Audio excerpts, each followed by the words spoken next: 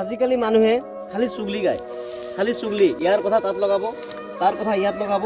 এইবিলাক নকৰি যদি আমি সমাজৰ কাৰণে ভাল চিন্তা, ভাল পৰামৰ্শ দিওঁ, দেশৰ হকে কাম কৰোঁ, সেইখিনি কাম নকৰে। এটা কাম কৰি মানুহে ভাল পায়, যিটো কাম নেকি ইয়াৰ কথা তাত লগাব, তাৰ কথা ইয়াত লগাব, চুগলি গাব, বোলে অমুকে তুমুক কৰিলে, অমুকে অমুক কামটো নাজানে, অমুকে অমুক কামটো নাজানে, এনেই কৈ থাকে। এইবিলাক কৈ মানুহৰ সমাজখনৰ, আমাৰ দেশৰ অৱস্থা বেয়া কৰি আছে। সেইখিনি বেয়া কথা।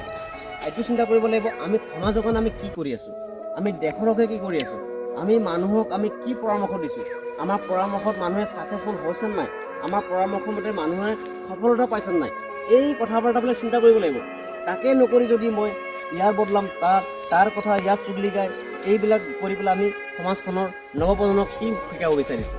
একমাত্ৰ আমি সমাজখনৰ পৰিৱেশ বেয়া কৰিছোঁ। সেই কামটো একেবাৰে বেয়া কথা।